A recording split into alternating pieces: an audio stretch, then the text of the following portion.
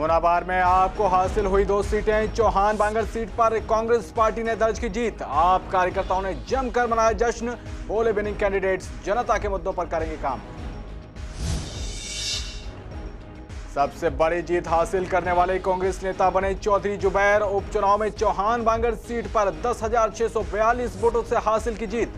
जुबैर ने क्षेत्र की आवाम को समर्पित की जीत। एमसीडी उपचुनाव के नतीजों के बाद नेताओं के बोल। बीजेपी ने जनता को ही ठहराया हार के लिए जिम्मेदार। आपने जनता को धन्यवाद कर एमसीडी की सत्ता में आने का किया ऐलान।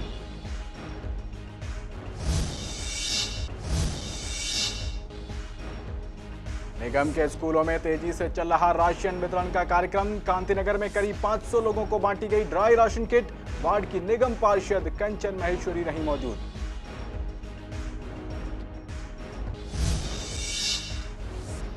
और एमसीडी कर्मचारियों की हड़ताल को आज 42वां दिन। बोले ईडीएमसी के स्वच्छता कर्मचारी। कल प्रशासन के साथ होगी मीटिंग के बाद खत्म हो सकती है हड़ताल।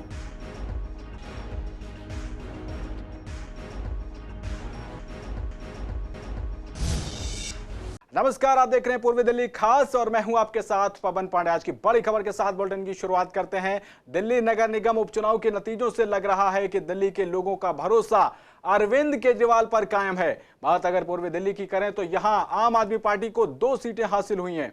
कल्याणपुरी में आम आदमी पार्टी के धीरेन्द्र गौतम ने कुल 14,302 वोट हासिल करके बीजेपी के सियाराम को हराया है। सियाराम को कुल 7,259 वोट मिले और यहां पर जीत का अंतर 7,043 वोट का रहा। वहीं त्रिलोकपुरी से आम आदमी पार्टी के विजय कुमार कुल 12,845 वोट पाकर जीते हैं। उन्होंने बीजेपी के ओम प्रकाश को हराया है। ओम प्रकाश को कुल 7,859 वोट मिले और इस सीट पर जीत का अंतर 4,986 वोटों का रहा। लेकिन तीसरी सीट चौहान बांगर पर आपका जादू नहीं चल पाया। यहां पर कांग्रेस के चौधरी जुबैर कुल 16,203 वोट पाकर विजयी हुए। जुबैर ने आम आदमी पार्टी के मोहम्मद इशराक खान को हराया। इशराक को कुल 5,561 वोट मिले और इस सीट पर जीत का अंतर 10,642 वोट का रहा। वहीं शानदार प्रदर्शन के बाद आप कार्यकर्ताओं ने जमकर जश्न मनाया और जीते हुए सभी कैंडिडेट्स का कहना है कि वो जनता के मुद्दों पर काम करेंगे और उनके वार्डों में अब तक जो काम नहीं हुए वो सब काम जनता के लिए करेंगे ताकि जनता को पहले की तरह परेशानियां ना उठानी पड़े। एमसीडी के उपचुनावों में आम आदमी पार्टी ने 5 सीटों में से 4 सीटों पर अपनी जीत हासिल करी और साथ ही कांग्रेस ने 1 सीट अपने नाम करी। अगर बात करें कल्याणपुरी वार्ड से आम आदमी पार्टी से धीरेन्द्र गौतम ने 7,043 वोटों से अपनी जीत हासिल करी और त्रिलोकपुरी वार्ड से बात करें आम आदमी पार्टी से जो विजय कुमार है उन्होंने 4,986 वोटों से अपनी जीत हासिल करी और साथ ही चौहान बागड़ वार्ड से बात करें चौधरी जुबैर अहमद ने लगभग 10,642 वोटों से अपनी जीत हासिल करी। केजरीवाल जी के मॉडल की जीत है, ये आम आदमी के हर कार्यकर्ता की जीत है और ये जो बीजेपी का जो भ्रष्टाचार था ये उनकी हार है। जो बीजेपी के भ्रष्टाचार इतने 15 सालों से लगातार बीजेपी ने एमसीडी के अंदर भ्रष्टाचार और कूड़े की राजनीति की मुद्दों पर अपने समस्याएं, लोगों की नाली वाली की समस्याएं, जनता के लिए पार्कों की वो सारे कार्य हम करेंगे। शिक्षा, स्वास्थ्य, बिजली, पानी, सफाई, दिल्ली हम जीत चुके हैं और अब निगम भी हम जीत चुके हैं। 5 सीटों पे चुनाव थे, 4 जीत चुके हैं। सेमीफाइनल हम पूरी तरह जीत चुके हैं और इसका सारा श्रेय हमारे कार्यकर्ताओं को जाता है। सबसे बड़े कार्यकर्ता हमारे विधायक जी हैं जिन्होंने गली गली मोहल्ले मोहल्ले घूम के लोगों को केजरीवाल मॉडल बताया और उनका जो अपना काम था वो बहुत ही विश्वसनीय था। पार्षद रहते इतना बढ़िया काम उन्होंने कल्याणपुरी वार्ड में किया है जिसका फल हमें आज मिला है। कैमरा पर्सन महेंद्र बोरा के साथ कुणाल शर्मा, सीसीएन न्यूज़ दिल्ली। वहीं नगर निगम के उपचुनाव में चौधरी जुबैर सबसे बड़ी जीत हासिल करने वाले कांग्रेस नेता बने। चौहान बांगर से 10,642 वोटों से जीत हासिल करने के बाद कांग्रेस नेता चौधरी जुबैर ने शास्त्री पार्क से अपने निवास तक रैली निकाली। रैली के बाद सीसीएन संवाददाता अहरार से बात करते हुए विजयी प्रत्याशी जुबैर चौधरी ने कहा कि ये चौहान बांगर की आवाम की जीत है और आम आदमी पार्टी के झूठ की हार हुई है। गौरतलब है कि चौहान बांगर में आपका जादू नहीं चल पाया। यहां पर कांग्रेस के चौधरी जुबैर कुल 16,203 वोट पाकर विजयी हुए। जुबैर ने आम आदमी पार्टी के मोहम्मद इशराक खान को हराया। इशराक को कुल 5,561 वोट मिले और इस सीट पर जीत का अंतर 10,642 वोट का रहा। जीत के लिए धन्यवाद करना चाहता हूँ, शुक्रिया अदा करना चाहता हूँ इलाके के लोगों का, कांग्रेस पार्टी का, जिन्होंने मुझ पर इतना भरोसा जताया, जिसका नतीजा ये था। मरकज का मुद्दा कांग्रेस आम आदमी पार्टी ने बनाया, हमने नहीं बनाया था, और उसका उन्हें भुगतान करना पड़ा। वापसी तीनों निगमों के अंदर बहुत धमाकेदार होगी। ये हमारे कांग्रेस पार्टी की, सीलमपुर की जनता की, हमारे साथियों की, हमारे बुजुर्गों की जीत है। इन्होंने सबने मेहनत की है। जनता को मैसेज ये देना चाहते हैं कि जो आपने हमारा सहयोग किया, साथ दिया है, उस पर हम खरे उतरेंगे। जो भी काम होंगे उन्हें बढ़ चढ़ के करेंगे, और जो केजरीवाल का आपने जो झूठ का पुलंदा था उसको फाड़ा है आज, इसको आगे भी जारी रखेंगे। खबरों में आगे बढ़ते हैं। एमसीडी उपचुनाव के नतीजों से भले ही बीजेपी की सत्ता पर फर्क ना पड़ा हो, पर अगले साल होने वाले निगम चुनावों में बीजेपी के लिए रास्ता कठिन लग रहा है।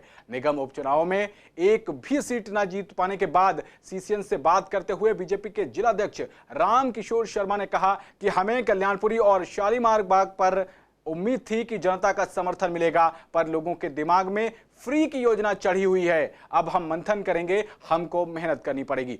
वहीं बीजेपी विधायक अनिल वाजपेयी का कहना है कि उपचुनावों के नतीजे निराशाजनक हैं, हम मंथन करेंगे क्योंकि हमारी हार हुई है। उन्होंने कहा कि अरविंद केजरीवाल के कहने में जनता आ गई है, इसलिए ये नतीजा आया है। जनता को फ्री का लालच दिया गया है। वहीं चौहान बांगर जीत पर चौधरी मतीन ने जनता को धन्यवाद कहा, जबकि आम आदमी पार्टी इस जीत से 7वें आसमान पर है। आप विधायक रोहित मेहरोलिया का कहना है कि वो एमसीडी की सत्ता में भी आएगी। उन्होंने कहा कि एमसीडी से बीजेपी का भ्रष्टाचार साफ करेंगे। और आप विधायक कुलदीप कुमार का कहना है कि एमसीडी में जो बीजेपी नहीं कर पाई वो आप करके दिखाएगी। ये जीत हमारे कांग्रेस के लोगों ने, हमारे इलाके के साथियों ने, सबने मिलकर मेहनत की है, और जो केजरीवाल का झूठ का पुलंदा था उसको वो सबके सामने आ गया। जो कोरोना हुआ, जो लॉइट हुए, जो एनआरसी हुई, कहीं उसने सपोर्ट नहीं किया, जबकि यहाँ के लोगों ने भरपूर उसको वोट दिया। माननगर में जो सफाई व्यवस्था है और जो मकान बनते हैं उस पर रिश्वत ली जाती है, वो जो चालान नाजायज काटे जाते हैं, जो एमसीडी का काम है उसमें अच्छा करेंगे, बेहतर करेंगे उसमें। मुझे लगता है बहुत बड़ी खुशी की लहर है और दिल्ली की जनता की जीत है। दिल्ली के लोगों ने मन बना लिया था कि भाजपा को उखाड़ के फेंकना है नगर निगम से, सेमीफाइनल में उन्होंने दिखा दिया है। फाइनल के अंदर हम 272 सीटें जीतने जा रहे हैं और ये दिल्ली के लोगों का बहुत बड़ा मैंडेट है। 6-7 हज़ार वोटों से हम एक सीट जीत के आ रहे हैं। तो आप सोचिए दिल्ली के लोगों ने कितना बड़ा मन बना रखा है। देखिए, ये जो इलेक्शन हमने लड़ा था, ये काम के ऊपर लड़ा था, अरविंद केजरीवाल के काम के ऊपर लोगों ने वोट दिया है, और साथ ही साथ बीजेपी के भ्रष्टाचार के खिलाफ लोगों ने मतदान किया है। ये जो 4 सीटें आम आदमी पार्टी ने जीती है, इसमें एक खास बात यह है कि आने वाले जो 2022 के जो इलेक्शन होंगे आम चुनाव एमसीडी के, उसके अंदर स्पष्ट हो गया है कि तीनों एमसीडी के अंदर आम आदमी पार्टी की सरकार बनना निश्चित हो गया है। जनता ने मन बना लिया है। ये अपना अपने सेमीफाइनल आम आदमी पार्टी ने जो जीता है, फाइनल भी आम आदमी पार्टी जीतेगी। जो चौहान बांगर है वहाँ कांग्रेस के प्रत्याशी जीत रहे हैं। निश्चित रूप से वहाँ चुनाव हुआ मरकज और दंगे, इसके इशू पर चुनाव हुआ, पर निश्चित रूप से मुस्लिम बाहुल्य सीट है और वहाँ पर हमको आसार नहीं लग रहे थे। लेकिन ये बात ठीक है कि हमको लग रहा था कि एक कल्याणपुरी सीट जो वार्ड है और एक शालीमार बाग वार्ड, ये 2 वार्डों पर हमको लगता था कि हमको शायद समर्थन मिलेगा। लेकिन ऐसा लगता है कि ये जो फ्री की जो स्कीम है ये लोगों के मस्तिष्क पर ज़्यादा चढ़ी हुई है। इसके अतिरिक्त मुझे कुछ नहीं लगता। बीजेपी की तरफ से कहाँ कमी रह गई? 3 तलाक का जो हमने इतना बड़ा विधेयक बनाया, मुस्लिम बहनों को जो हमने प्रयास किया, निश्चित रूप से वो धर्म के कारण, अपने समाज के कारण, अपने मजहब के कारण हो सकता है निश्चित रूप से उन्होंने हमें समर्थन ना दिया हो। इनमें जो अभी रिजल्ट आया है वो 1 सीट पे कांग्रेस जीती है और 4 सीटों पे आम आदमी पार्टी जीती है। ये निराशाजनक है और हम सब लोग इस पे मंथन करेंगे कि आखिर हम क्यों हारे हैं। लेकिन मैं दूसरी बात कहना चाहता हूँ कि अरविंद केजरीवाल जो मुंगेरी लाल के सपने दिखाते हैं, जनता कहीं ना कहीं उनके झांसे में आ जाती है। गत विधानसभा के चुनाव में भी जनता झांसे में आ गई और इस बार भी जो उपचुनाव हुए हैं इनमें भी कहीं ना कहीं जनता जो है वो उसको जो यही फ्री और बिजली पानी का उन्होंने दिया है। लेकिन मैं इतना कहना चाहूँगा, पिछली बार जब दिल्ली नगर निगम के चुनाव हुए थे तो अरविंद केजरीवाल नहीं गए, सड़क पर नहीं उतरे, बोले हम नगर निगम का प्रचार करने के लिए नहीं जाएंगे। लेकिन अब की बार दिल्ली के मुख्यमंत्री खुद सड़कों पे उतरे। अरे नहीं होगी, 2 बजे तक होता है। कहीं ना कहीं उनकी स्थिति अच्छी नहीं थी, लेकिन जो जनता ने जो अपना फैसला दिया है हम इसको स्वीकार करते हैं। तो वही निगम के स्कूलों में इन दिनों राशन वितरण का कार्यक्रम तेजी से चल रहा है। इसी कड़ी में कांति नगर के पूर्वी दिल्ली नगर निगम के स्कूल में करीब 500 लोगों को मिड डे मील के रूप में ड्राई राशन किट बांटी गई। दरअसल इस योजना के तहत कोरोना काल में स्कूल बंद होने की वजह से मिड डे मील नहीं पा सके छात्रों के अभिभावकों को सूखा राशन सौंपा जा रहा है। लेकिन इस दौरान आयोजन स्थल पर कोरोना गाइडलाइंस की धज्जियां उड़ती नजर आईं। भीड़ बहुत ज्यादा थी और इसको कंट्रोल करने के कोई इंतजाम नजर नहीं आए। अभी ये स्कूल में 500 लोगों का टारगेट है कि आज 500 बच्चों को हम लोग ये सूखा राशन का वितरण करेंगे। और ये मेरे पूरे वार्ड में सबसे बड़ा स्कूल है। यहाँ पे 2 शिफ्ट चलती हैं और सबसे ज़्यादा बच्चों की संख्या भी यहीं पर है। और यहाँ पे हमारे बहुत से भाई हैं जिनके घरों में बहुत ज़्यादा दिक्कत है। वो पूरी तरह से अपने परिवार को पालन पोषण में कई बार बहुत सी दिक्कतों का सामना करना पड़ता है। तो ये सूखा राशन उनको कहीं ना कहीं एक बहुत बड़ी राहत का काम करेगा। और बच्चों का जो हमारा वादा था कि हम बच्चों को एक अच्छा भोजन दे सकें, उस वादे को आज हम पूरा करेंगे। बिल्कुल, परंतु हम बहुत समझा रहे हैं, परंतु जब किसी को कोई चीज़ मिलती है तो सबको लगता है कहीं ख़त्म ना हो जाए। तो उस वजह से सब लोगों को रहता है कि पहले मुझे मिल जाए, पहले मुझे मिल जाए। इसकी वजह से ये है। अदरवाइज़ हमने काफ़ी व्यवस्थाएँ की हुई हैं और आगे भी उसको सुचारू रूप से बंटवाने की हम व्यवस्था करेंगे। पेट्रोल, डीजल और LPG की कीमतों में लगातार इजाफा होने के बाद अब CNG के दामों में भी इजाफा देखने को मिल रहा है। CNG पर 70 पैसे बढ़ जाने से लोगों को अब 43 रुपए के हिसाब से ये CNG मिल रही है, जिस पर लोगों का कहना है कि हर चीजों के दाम बढ़ने से उन्हें काफी दिक्कतें उठानी पड़ रही हैं। लोगों को ये डर भी सता रहा है कि जैसे पेट्रोल 100 के पार पहुंचने वाला है, वैसे ही CNG भी 100 के पार ना पहुंच जाए। लोगों का कहना है कि CNG और पेट्रोल के दाम कम होने चाहिए। मतलब इस कदर बुरा हाल हुआ पड़ा है। जो सरकार अभी आई है बहुत बढ़िया कर रही है। मैं तो चाहता हूँ और महंगाई हो। बुरा हाल कर रखा है लोगों ने देश का। हाँ, फर्क तो पड़ रहा है। फर्क देखने को मिलता है। प्रॉब्लम यही है कि हमें CNG की महंगाई की वजह से हमें किराया वो नहीं मिल पा रहा। ठीक है, किराए की वजह से हमें दिक्कतें होती हैं।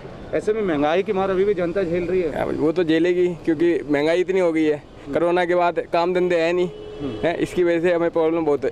अभी वो ये 150 किलोमीटर चलती है। ठीक है, सर्दियों में वही 200 किलोमीटर के आसपास चल जाती है। मिडिल क्लास का काम करना तो CNG तो डलवाएंगे ही, क्योंकि गाड़ी चलाने से CNG चाहिए ही, चाहे 50 की हो चाहे 100 की हो। घर चलाना तो 50 की भी डलवाएंगे, 100 की भी डलवाएंगे।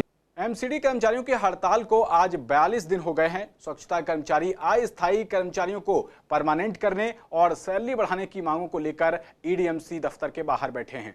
इस दौरान कर्मचारियों का कहना है कि कल उनकी प्रशासन के साथ मीटिंग होने जा रही है, जिससे लगता है कि कल हड़ताल समाप्त होने के संकेत हैं। कर्मचारियों ने CCN से बात करते हुए कहा कि कुछ मांगें निगम द्वारा मान ली गई हैं और कुछ मांगें कल मानी जाने की उम्मीद है, जिसके बाद ये हड़ताल समाप्त हो सकती है।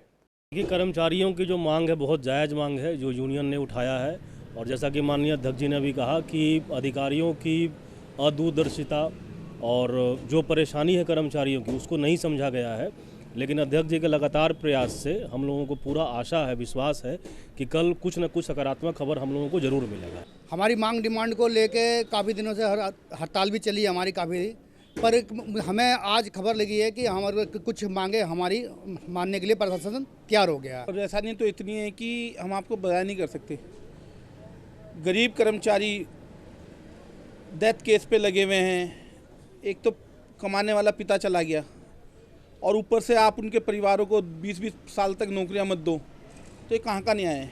देखिए, आज हमारे धरने को 43वां दिन हो गया है। 19 जनवरी को हमने विराट प्रदर्शन किया था मुख्यालय पर, जिसके चलते 2-3 बातों पर सहमति हुई थी कि जो करुणामूलक आधार के हैं वो 2020 तक के पक्के किए जाएंगे और जो लेफ्ट आउट के थे 96 to 98 वाले वो किए जाएंगे। उसके अलावा जो दैनिक वेतनभोगी और एवजदार कर्मचारी हैं वो 2006 तक के किए जाएंगे। लेकिन कहीं ना कहीं प्रशासन ने गुमराह किया, तो जिसके चलते हमें धरना देना पड़ रहा है। तो दिल्ली में सोमवार से कोरोना टीकाकरण का तीसरा चरण शुरू हो चुका है। इसके तहत 250 से अधिक केंद्रों पर 60 साल से ज्यादा उम्र के और 45 से 59 साल के ऐसे लोग जो किसी गंभीर बीमारी से पीड़ित हैं, उन्हें टीका लगाया जाना शुरू हो गया है। इसके लिए कोविन और आरोग्य सेतु ऐप पर ऑनलाइन रजिस्ट्रेशन कराया जा रहा है। अगर किसी के पास स्मार्टफोन नहीं है या किसी अन्य कारण से ऑनलाइन रजिस्ट्रेशन नहीं करवा सकता है तो वो सीधे नजदीकी केंद्र पर जाकर टीका लगवा सकता है। इसी कड़ी में हेडगेवार अस्पताल में कोरोना का वैक्सीनेशन शुरू हो चुका है। अस्पताल के एमएस डॉक्टर सुशील का कहना है कि आज अस्पताल में 100 से ज्यादा लोगों को वैक्सीन लगाई जा चुकी है। अस्पताल में वैक्सीनेशन के लिए ज्यादातर सीनियर सिटीजन्स ही आ रहे हैं। देखिए, वैक्सीनेशन का जो शेड्यूल है, खासकर जो रोल आउट हुआ है 1 मार्च से हुआ है, जिसमें हमारे जो वरिष्ठ नागरिक हैं जिनकी एज 60 साल से ऊपर है या ऐसे लोग जो 45 साल से 59 ईयर्स के बीच हैं और जिनको कोमॉर्बिडिटीज़ हैं, तो उनके लिए भी रोल आउट हो गया प्रोग्राम कोविड वैक्सीनेशन के लिए। और इसका लाभ उठाने के लिए भारी संख्या में हमारे पास लोग आ रहे हैं, खासकर जो वरिष्ठ नागरिक हैं, और उनको बड़ी समय से वैक्सीन दिया जा रहा है और सभी लोग खुश हैं। देखिए, वैक्सीनेशन के लिए 9 से 5 का समय है और उसमें जो हम प्रायोरिटी दे रहे हैं वो प्रायोरिटी केवल पहले उनको दी जा रही है जो लोग खुद पहले से ऑनलाइन अपना रजिस्ट्रेशन करा के आ रहे हैं। ऑन द स्पॉट फैसिलिटी भी है, लेकिन उनको 3 बजे के बाद ही अकोमोडेट किया जाता है। तो इसलिए मेरा निवेदन है, अपील है सभी लोगों से कि अपना रजिस्ट्रेशन ऑनलाइन करा के आए ताकि किसी भी तरह की असुविधा से बचा जा सके। वहीं दिल्ली की सभी बसों में ई टिकटिंग को फिर से चालू किया गया है। इसके मद्देनजर नया सिस्टम कैसा काम कर रहा है, इसको लेकर पूर्वी दिल्ली की बसों का जायजा लिया अहरार चौधरी ने। इस दौरान बसों से यात्रा करने वाले लोगों का कहना था कि वो अभी ई टिकटिंग का उपयोग बहुत कम ही कर रहे हैं। ज्यादातर टिकट अभी कंडक्टर से ही खरीदे जाते हैं।